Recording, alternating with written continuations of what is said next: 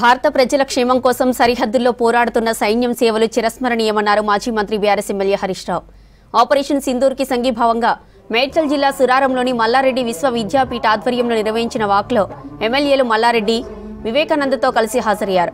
కాల్పుల్లో అమరుడైన ఏపీ వాసి జవాన్ మురళీ నాయక్ కు నివాళులర్పించారు నేతలు. పాక్ భారత్ ను నేరుగా ఎదుర్కొనే ధైర్యం లేక దొంగ దెబ్బ కొడుతుందన్నారు. దేశ ప్రజల కోసం అన్ని దేశాల మద్దతును కూడగట్టిన ప్రధాని మోదీకి హరీష్ ధన్యవాదాలు తెలిపారు. భారత్ మాతా కీ జై హింద్. ఆపరేషన్ సింధూర్ కు మద్దతుగా తమ ప్రాణాలు లెక్క చేయకుండా పోరాడుతున్నటువంటి భారతదేశ సైనికులకు సంఘీభావాన్ని తెలియజేస్తూ ఈ కార్యక్రమాన్ని చేపట్టడం నిజంగా అభినందనీయం. మనం సైనికుల్లాగా సరిహద్దుల్లోకి వెళ్లి పోరాడలేకపోవచ్చు, కానీ పోరాడుతున్నటువంటి సైనికుల మనోస్థైర్యాన్ని పెంచే విధంగా వారికి సంఘీభావాన్ని తెలియజేస్తూ ఈ కార్యక్రమాన్ని చేపట్టుకుంటా ఉన్నాం. దేశం మొత్తం కూడా ఇలా 140 కోట్ల మంది ప్రజలు భారతదేశ సైనికుల్ని చూసి, మన మిలిటరీని చూసి గర్వపడతా ఉన్నారు. ఇలా ప్రపంచంలో అస్థిరత సృష్టించడానికైనా, భారతదేశంలో అస్థిరత సృష్టించడానికైనా పాక్ ప్రేరేపిత ఉగ్రవాదులే. ఇక దేనికైనా సహనానికి, ఓపికకు ఒక హద్దు ఉంటుంది. చాలా సంవత్సరాలు చూశాం.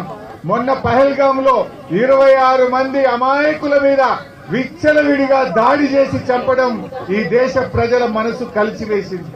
అంతేకాకుండా వాళ్ళు మతం పేరిట ప్రజల్ని అడుగుతూ చంపడం అనేది ఈ దేశ ప్రజల మనసును కలిసివేసింది. ముఖ్యంగా భారత సైనికులారా, మీరు అద్భుతంగా పోరాటం చేస్తున్నారు. మీ వెనుక 140 కోట్ల మంది ప్రజలున్నారు. ధైర్యంగా ముందుకు పోండి. మీ ధైర్యమే మాకు శక్తి, మీ నిబద్ధతనే మా అందరికీ గర్వకారణం. మీ యొక్క పోరాటం మా అందరికీ స్ఫూర్తి అని చెప్పి మనవి చేస్తూ జై భారత్.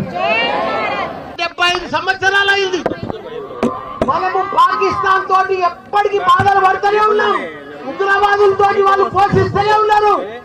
మనం ప్రధానమంత్రికి ఒకటే మేము మనవి చేస్తున్నాం అందరికీ, మోడీజీ पाकिस्तान उग्रवादों को खत्म करो, कुचल कुचल के रख दो।